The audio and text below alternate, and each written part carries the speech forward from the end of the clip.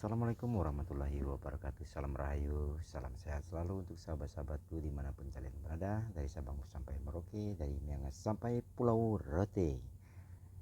Berjumpa lagi teman-teman bersama saya. Udah lama banget kita nggak upload video, tapi di sini karena saya ada kesibukan kerja, jadi mungkin setelah saya pulang dari Halmahera Utara kita bisa saling sapa kembali. Tapi di sini saya ingin mengulas sedikit uh, tentang pengalaman ilmu ma'rifat Nabi Musa dengan Nabi Khidir, di mana kita ambil saja nanti intinya apa inti daripada pelajaran ini teman-teman ya.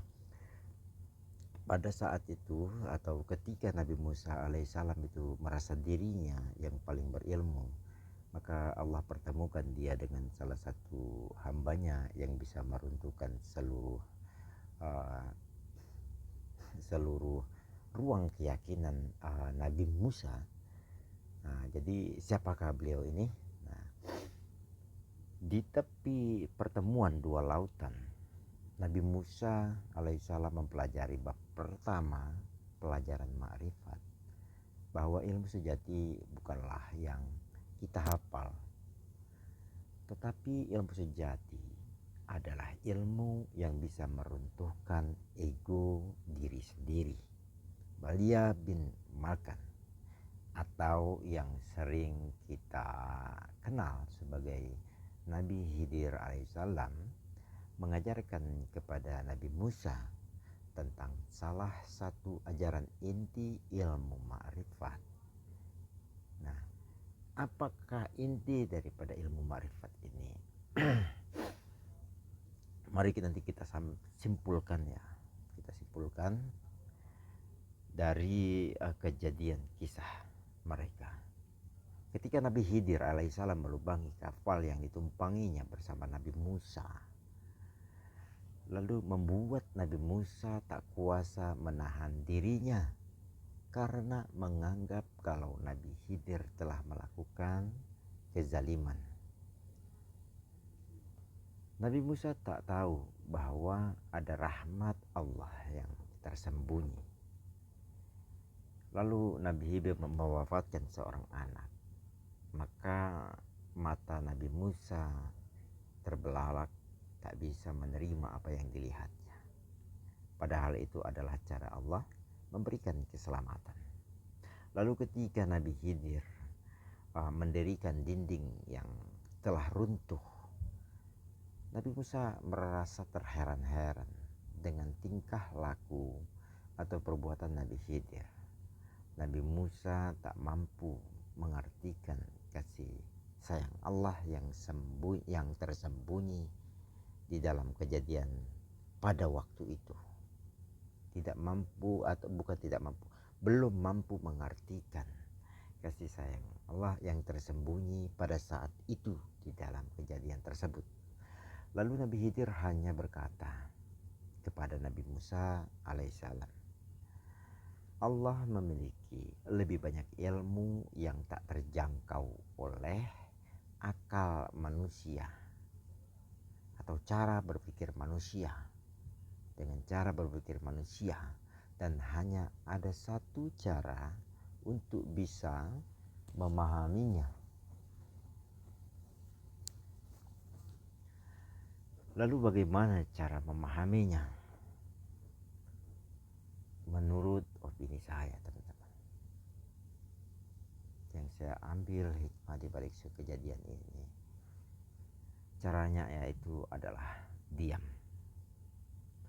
Dengan diam diri kita akan berserah diri, dan dengan diam pula diri kita akan diberikan kesabaran, dan dengan diam juga maka dia akan datang kepada diri kita.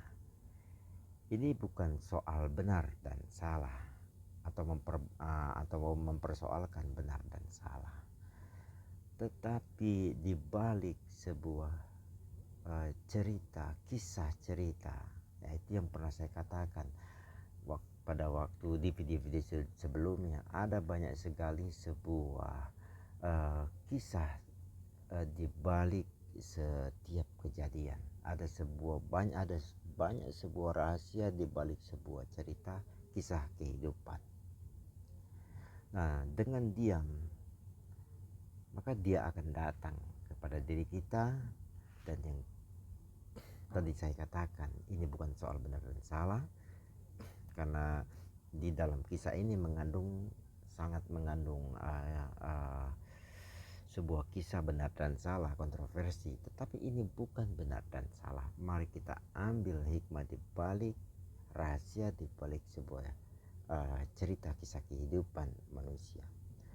Tetapi ini soal berserah diri dan percaya bahwa Allah lah yang selalu lebih tahu dan maha tahu.